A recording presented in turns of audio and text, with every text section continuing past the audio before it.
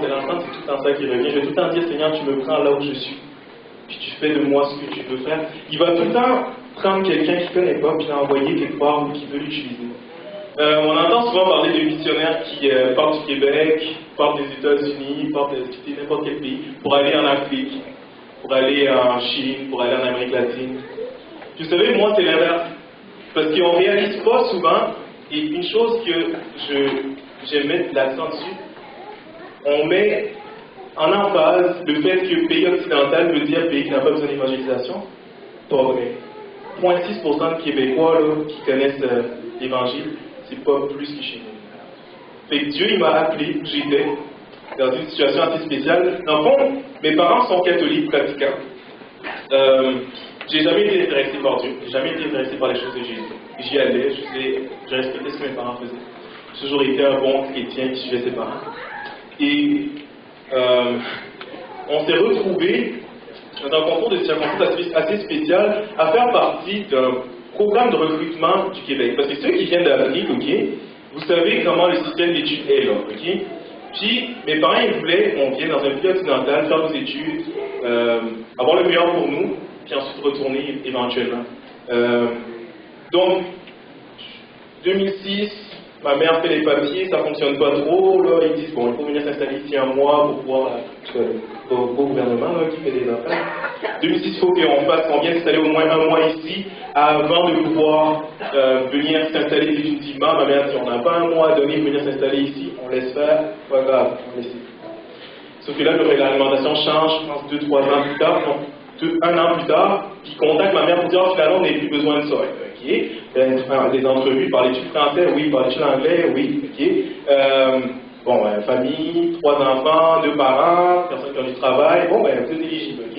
En l'espace de 2 mois, je suis parti de la fin de mon école à. Hey, Stéphane, je vais au Québec. Là, j'étais quand même ok. Good, c'est bon. Bonne nouvelle, c'est le fun. 2 mois, j'ai à peine le temps de dire bye à mes amis, puis je m'en vais. Pas de colère. Moi, j'étais comme, ok, on va y aller, on va voir ce que ça donne. Je suis arrivé ici, j'ai pas été dépaysé, c'est bizarre. Mais je suis arrivé, je comprenais rien de l'accent, c'est normal. Mais une chose qui m'a fasciné, c'est que, si vous connaissez encore le système français, je suis dans le système d'éducation française, dans le système français, j'étais en seconde. Ça veut dire qu'à l'équivalence, là, je devrais rentrer au cégep. Mais à 16 ans, non, à 15 ans, entrer au cégep, pas une bonne idée. Ok? J'ai envoyé mes papiers au cégep, ils m'ont dit, ah non, on ne peut pas te prendre, on ne peut pas te prendre. Mes parents disent, bon, on va t'envoyer au secondaire. On va sur Internet, Google, école secondaire Laval, parce que j'ai tout Montréal, mais je viens de Laval. École secondaire Laval. Première page du tout, Académie chrétienne Rive-Nord. Okay. Les parents, bon, ben, ils cliquent là-dessus. Oh, ben, ils appellent le directeur. Oh, c'est correct, venez demain, là, on fait les papiers, puis il est accepté. Moi, chrétien, là, Académie chrétienne Rive-Nord, là, je n'ai rien savoir. Et je me suis dit, ok, j'y vais pour mes études, je clenche mes études, je sac mon camp, je ne veux plus rien savoir de tout ça, ok? Sauf que, ce qui est drôle, c'est que Dieu, il avait des plans différents pour moi. Et quand je suis arrivé là, ça m'a pris 1 mois avant de commencer à triper sur la Bible, à commencer à lire la Bible, à commencer à me poser des questions. Pourquoi ils sont aussi joyeux de lire un livre? Il me semble que je ferais d'autres choses de ma vie que de lire un livre. Et eux, ils tripaient, là. Puis c'est des personnes de mon âge, là. Ils tripaient à aller à l'église, on va à la jeunesse, on va à l'église, ouais. J'étais, non. Puis tranquillement, pas vite, Dieu, il m'a amené à commencer à apprendre quoi ces choses-là. Puis je rentrais chez nous, puis là, je m'enfermais, je lisais ma Bible. Mes parents étaient comme, qu'est-ce que tu fais? Je lis ma Bible. Ok. Mes parents, ils ont beaucoup d'importance, ils accordent beaucoup d'importance à la parole de Dieu. Et mon père, il était pas mal surpris, ma mère aussi. Et en l'espace de 7 mois, Dieu m'a amené à me convertir, à venir à lui. C'était juste dans ma vie. C'est à ce moment-là que j'ai réalisé que Dieu m'avait pas emmené d'Afrique au Québec, que je fasse mes études, je me bourre d'argent, puis que je retourne n'importe où. Dieu m'avait emmené ici pour le servir. Je ne pouvais pas dire non à Dieu. Pour faire encore une histoire courte, j'ai fini le secondaire, je sentais Dieu qui m'a appelé depuis le secondaire 5, va à parole de vie Bethel, va à parole de vie Bethel, étudie ma parole. Je dis, non, Seigneur, ça c'est pas pour moi, c'est pour les autres, c'est pour les autres. Je suis rentré au cégep, 1 an de cégep, je commence à coucher. Là, je ne me sens pas à l'aise où je suis. Tu sais, quand l'esprit travaille, comme, je suis là, je fais mes affaires, c'est correct, je suis à l'école, je fais mes études, mais il me semble qu'il y a quelque chose qui ne fonctionne pas. Deuxième année de cégep, là. À la fin de ma deuxième année de cégep, je me rappelle que j'étais quasiment en dépression. Je me suis assis dans ma chambre et j'ai dit à Dieu, fais ce que tu veux faire. Je suis plus capable.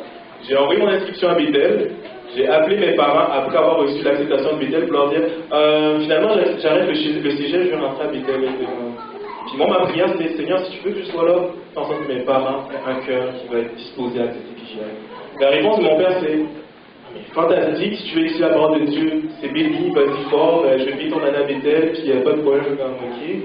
C'est bon, merci Seigneur. Vous savez, une chose qui est comme si la providence de Dieu, là, Dieu il met tout en place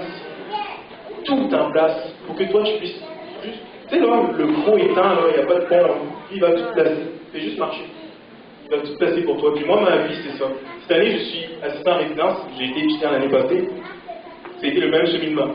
Je vais arrêter après mon année d'étudiant, moi je m'en allais au cégep. Seigneur, j'ai fait d'un an, let's go, au cégep. Non, attends, là. Parce que je te demande. J'ai refait ma prière, j'ai dit Seigneur, tu veux que je reste. Mes parents sont stressés parce que ça fait 2 ans que je suis ici, à Bethel. Je dis Seigneur, si tu veux que je sois à Bethel, encore, vas-y fort. Les parents, ok. C'est une bonne idée, si ça a une bonne fondation pour toi, puis qui est Dieu, tu travailles, fais-le. Providence de Dieu.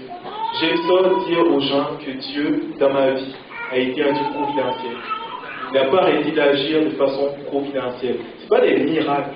C'est juste qu'il a toujours tout placé dans ma vie pour que je le suive. L'année prochaine, je vais rentrer au cégep. À date, c'est ça. À date, ça ressemble à ça. Mais si vous pensez que je vais m'asseoir au cégep, m'asseoir sur mes lauriers et rien faire de ma vie, non.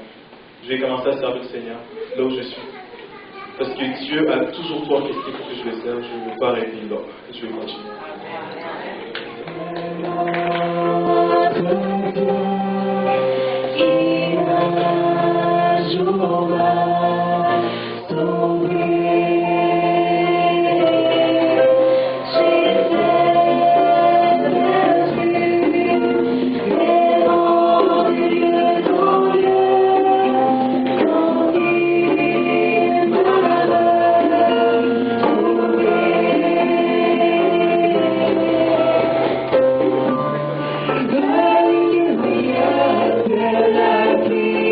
Yeah.